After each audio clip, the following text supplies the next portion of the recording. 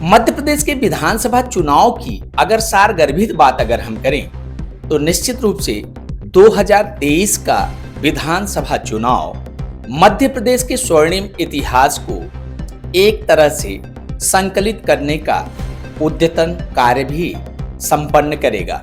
अगर हम कटनी जिले की बात करें तो कटनी जिले में 4 विधानसभा क्षेत्र आते हैं और विधानसभा क्षेत्र को अगर देखा जाए तो मुड़वारा विधानसभा क्षेत्र निश्चित रूप से भारतीय जनता पार्टी और कांग्रेस के लिए एक तरह से देखा जाए तो भारतीय जनता पार्टी को खोने के लिए बहुत कुछ है और कांग्रेस को पाने के लिए बहुत कुछ है।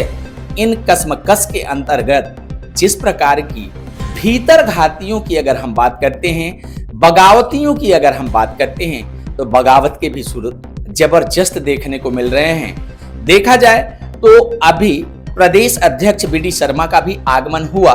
डैमेज कंट्रोल की हर रणनीति पे उन्होंने विचार विमर्श किया, लेकिन डैमेज कंट्रोल होता है या नहीं होता है ये तो भविष्य के गर्त में है।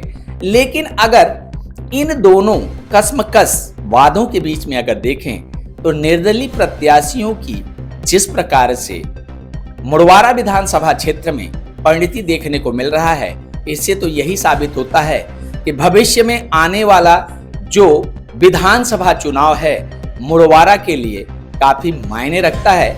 आज मेरे साथ मुड़वारा विधानसभा क्षेत्र से निर्दलीय प्रत्याशी के रूप में अपना नामांकन फॉर्म भरने वाले डॉक्टर हमारे साथ रंजन जी हैं। नमस्कार सर। नमस्कार। निर्दलीय प्रत्याशी के रूप में आपका आने का कारण क्या है? मैं चिकित्सक हूँ, 23 साल से चिकित्सीय कार्य कर रहा हूँ। मैं यहाँ देख रहा हूँ कि यहाँ कटनी में चहुमुखी विकास नहीं हो पाया है, खासकर चिकित्सीय क्षेत्र में तो बिल्कुल नहीं हो पाया है। अगर आप देखें तो मेडिकल कॉलेज की बातें खूब होती हैं, शायद बीजेपी वाले या सरकार बोल रही है कि हमने मेडिकल कॉलेज सैंक्शन कर दिया, लेकिन कौन सा मेडिकल कॉलेज सैंक्शन किया? PPP model. Sir PP mode का मतलब क्या होता है? पीपी मोड का है सेमी गवर्नमेंट, आप बोल सकते हैं उसको। Semi government. हाँ, अगर आपका बच्चा उस मेडिकल कॉलेज में पढ़ने जाएगा तो आपको अच्छा खासा फी देना पड़ेगा, जैसे प्राइवेट कॉलेज में देना पड़ता है।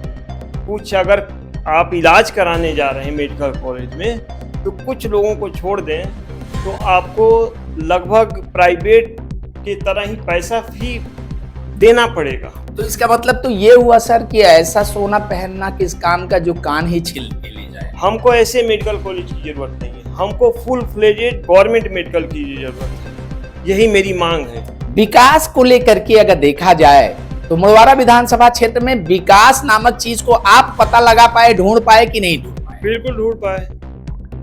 क्या स्थिति है आपका? विकास ये है कि लगभग 10% पॉपुलेशन धूल से सांस की बीमारी से ग्रसित हो रही है। कहीं अस्थमा, ब्रोंकाइटिस, सीओपीडी। किसी भी गली में चले जाए, किसी भी रोड में चले जाए, इतना ज़्यादा धूल उड़ रहे हैं कि सभी लोग सांस की बीमारी से परेशान हो रहे हैं। खासकर वो पेशेंट जिनको अस्थमा है, ब्रोंकाइटिस है, आप उनसे जाके पूछें, उनको तो रास्ते में चलना मुश्किल है। सामाजिक दृष्टिकोण से अगर देखा जाए तो समाज में डॉक्टरों का एक स्थान माना जाता है। अगर जनहित की बातों को देखें, कौन सा ऐसा मुद्दा आपके हृदय में कहीं ना कहीं चोट पहुंचाई है जिसके कारण आप निर्दलीय प्रत्याशी के रूप में जनता की सेवा करने के लिए उद्ग्रहित हैं? देखिए, पहला तो आपको तो चिकित्सीय क्षेत्र हो ही गया, दूसरा आपका भ्रष्टाचार है। भ्रष्टाचार का मूल कारण आप क्या समझते हैं? भ्रष्टाचार का मूल कारण है नियमावली। किसी को नहीं पता कि कोई काम कराने जाता है तो उसको पता ही नहीं रहता कि क्या क्या नियम है, कर्मचारी अधिकारी उसको घुमाते रहते हैं, वही भ्रष्टाचार का मूल कारण है। अगर मैं विधायक बना तो सारे विभागों में जो जो काम हो रहे हैं उसके नियमावली मैं दीवारों पर चस्पा करवा दूँ। नियमावलियों को दीवारों पे चस्पा करवाना है।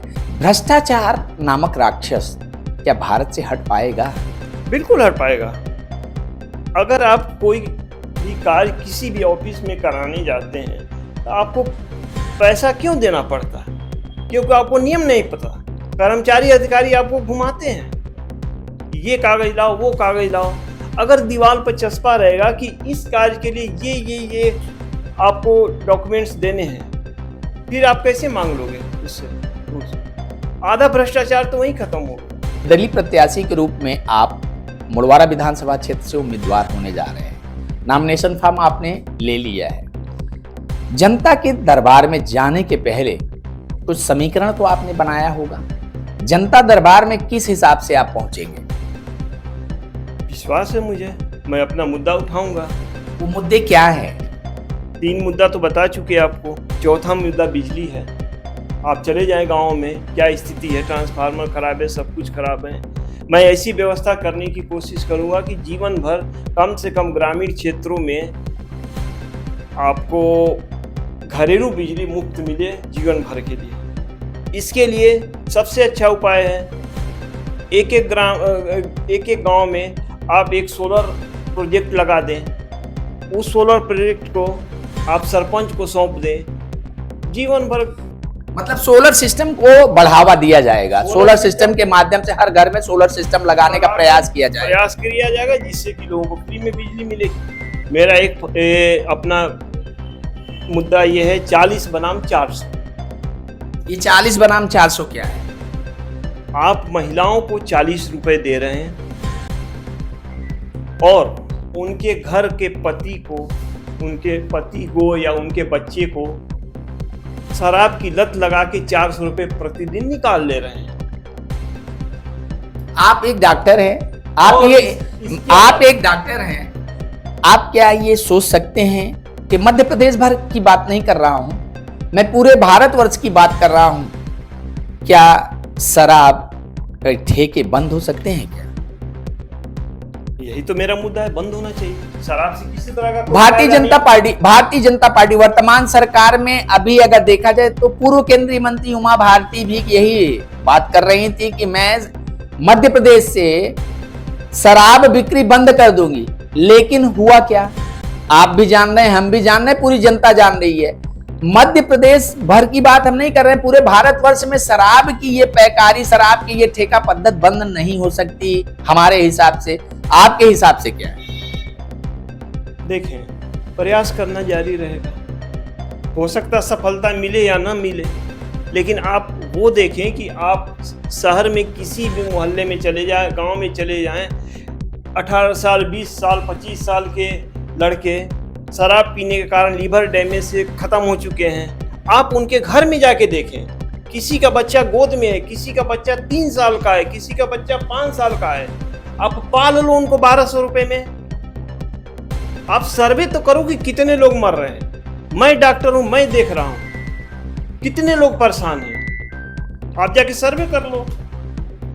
ये मेरे साथ अगर देखा जाए तो मध्य प्रदेश की प्रमुख समस्या, खासकर उन मातृशक्तियों की समस्याओं को डॉक्टर ने अपने एक तरह से उद्बोधन में बोला कि अगर हम बात करते हैं मध्य प्रदेश में शराब की, तो जिस प्रकार से शराब से कितने लोग, किसी का भाई तो किसी का पति मर रहा है, लेकिन सरकारें सिर्फ चुनावी घोषणा करती हैं, मंचों से उद्घोषणा करती हैं। मेरा प्रयास यही रहेगा कि अगर मैं एक विधायक के तौर पे अगर विजयश्री मेरे को मिलती है तो मेरा सबसे प्रथम कार्य यही रहेगा कि ग्रामीण जनता में बिजली सोलर सिस्टम के माध्यम से मैं आजीवन प्रयत्नशील रहूंगा कि उनको मिल सके।